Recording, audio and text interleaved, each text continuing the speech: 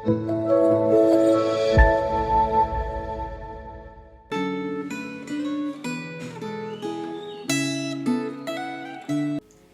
saudara-saudara yang terkasih, kita bersyukur untuk kasih setia Tuhan yang selalu Ia berikan kepada kita sampai hari ini.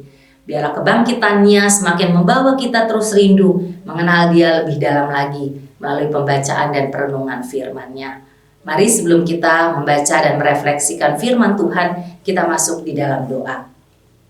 Tuhan, terima kasih kalau hari ini kembali Tuhan berikan kami kesempatan untuk kami boleh semakin mengenal Tuhan lewat kebenaran firman Tuhan. Tuhan, mampukan kami untuk kami boleh dapat mengerti, bahkan kami boleh melakukan setiap firman yang kami boleh baca dan renungkan hari ini. Dalam nama Tuhan Yesus kami telah berdoa. Amin.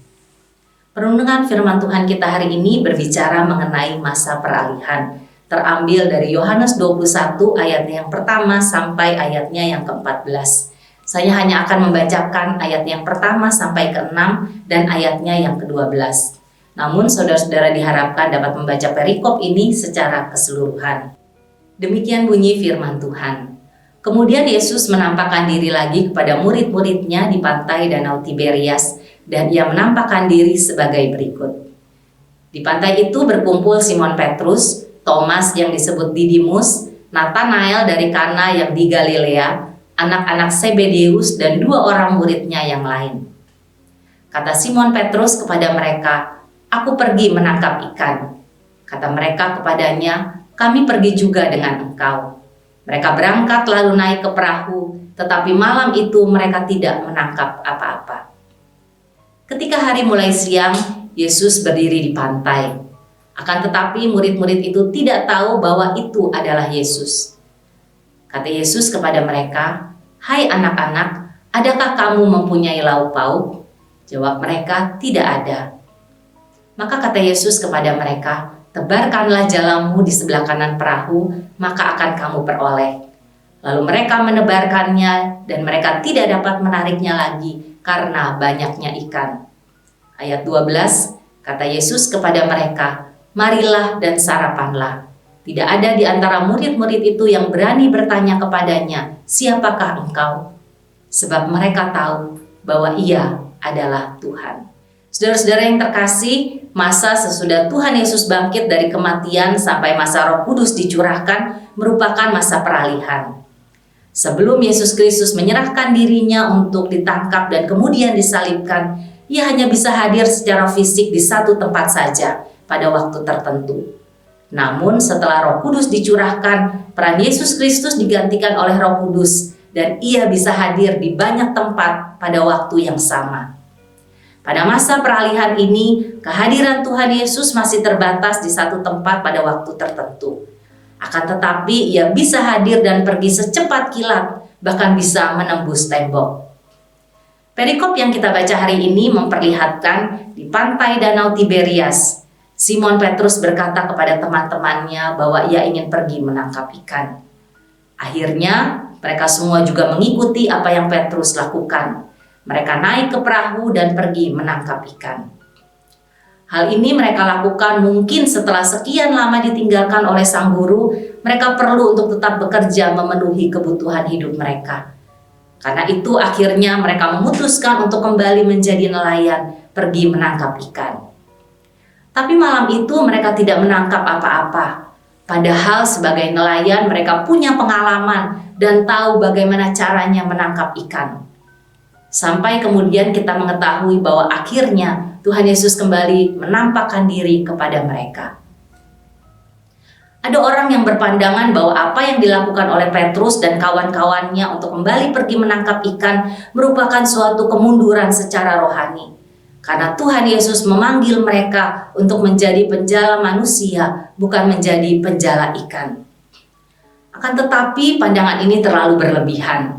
Tugas menjadi penjala manusia itu baru efektif berlaku pada hari Pentakosta. Sebelum Roh Kudus dicurahkan, mereka berada pada masa peralihan. Jika kita perhatikan sama-sama, tidak ada sedikit pun nada menyalahkan dalam perkataan Tuhan Yesus kepada para murid saat itu.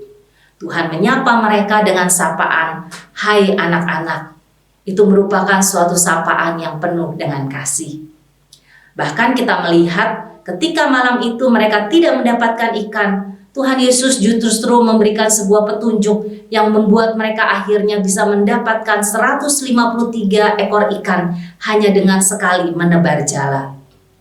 Pemberian petunjuk ini memperlihatkan bahwa Tuhan Yesus tidak marah ketika para murid akhirnya kembali mencari ikan untuk penghidupan mereka, sementara mereka menunggu dimulainya tugas baru yang harus mereka kerjakan. Begitu juga ketika Tuhan Yesus mengajukan sebuah pertanyaan, "Hai anak-anak, adakah kamu mempunyai lauk pauk?"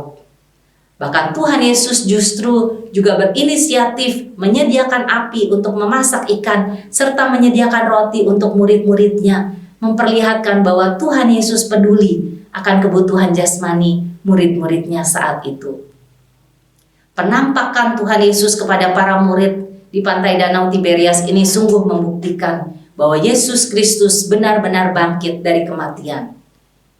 Tidak hanya itu, kehadiran Tuhan Yesus di saat para murid membutuhkan pertolongan karena mereka tidak mendapatkan ikan, memperlihatkan bahwa Yesus Kristus sungguh memperhatikan pergumulan bahkan kebutuhan jasmani mereka.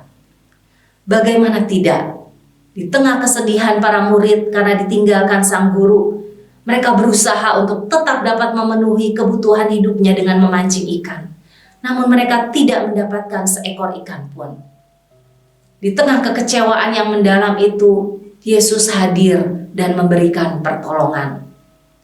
Sekalipun saat itu mereka belum tahu bahwa itu adalah Tuhan, tapi mereka taat untuk mengikuti perintahnya. Sebuah perintah yang bagi mereka sebagai nelayan dengan banyak pengalaman mungkin kurang meyakinkan, namun mereka tidak lagi mengandalkan kemampuan mereka. Sekalipun hari sudah mulai siang dan mereka harus menebarkan jala di sebelah kanan perahu mereka, mereka tetap melakukannya.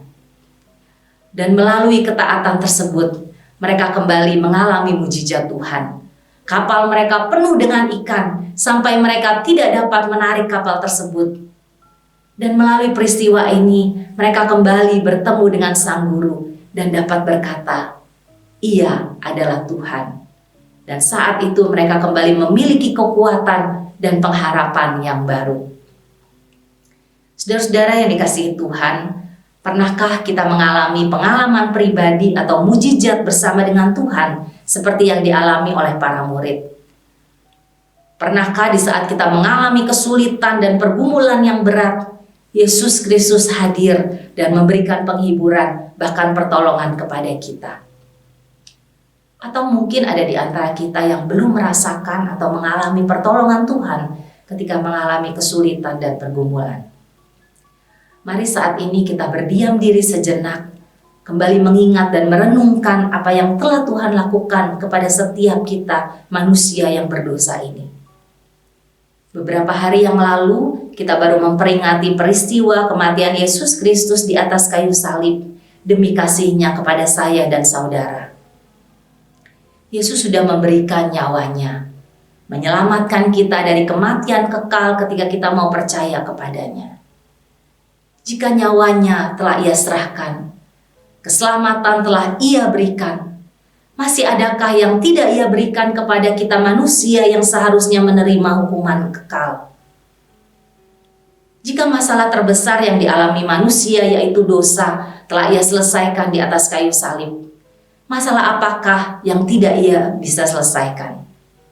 Kelemahan tubuh, masalah pekerjaan, ekonomi, masalah keluarga atau masa depan, dan masalah-masalah kita yang lainnya. Saat ini mari kita datang kepada Tuhan. Bawalah segala pergumulan dan kesulitan yang kita alami saat ini. Masalah terbesar manusia telah Ia selesaikan. Masakan Ia tidak bisa menyelesaikan setiap masalah yang kita alami saat ini? Percayakah kita bahwa Yesus Kristus sungguh telah bangkit? Ia hidup dulu, sekarang, sampai selama-lamanya. Dan Ia sangat mengasihi kita. Apakah kita sudah memiliki keyakinan bahwa sampai sekarang Tuhan Yesus tetap memperhatikan dan menolong setiap pergumulan yang kita alami? Mari kita masuk di dalam doa. Tuhan, kami bersyukur ketika hari ini kembali kami diingatkan Tuhan. Engkau sungguh baik. Engkau begitu baik kepada setiap kami manusia yang berdosa ini Tuhan. Kembali kami diingatkan Tuhan, seringkali masalah-masalah kecil yang kami alami menutup mata kami untuk melihat bahwa sungguh Engkau telah hadir menolong setiap kesulitan dan pergumulan yang kami alami. Ketika kembali kami diingatkan Tuhan, Engkau sudah mati di atas kayu salib untuk menyelamatkan kami. Itu adalah anugerah terbesar yang sudah Tuhan berikan di tengah kehidupan kami. Biarlah Tuhan, kami boleh terus diingatkan bahwa Engkau selalu hadir di tengah-tengah kesulitan dan pergumulan kami. Engkau adalah Allah yang hidup, Allah yang tidak pernah tinggal diam ketika kami mengalami kesulitan dan pergumulan. Tuhan, mampukan kami untuk kami boleh terus melihat karya yang sudah Tuhan berikan kepada kami, sehingga masalah-masalah yang kami alami saat ini tidak membuat kami jauh daripadamu Tuhan. Tetapi dengan kasih Tuhan, kami boleh tetap dikuatkan. Kami boleh tetap yakin dan percaya bahwa Engkau adalah Allah yang hidup, Allah yang sungguh mengasihi kami, Allah yang selalu mau memperhatikan dan menolong kami ketika kami mau datang kepada Tuhan. Terima kasih ya Tuhan, kami menyerahkan sepanjang hari ini, biar kami boleh tetap berharap hanya kepadamu saja. Hanya di dalam nama Tuhan Yesus kami telah berdoa. Amin. Tuhan Yesus memberkati.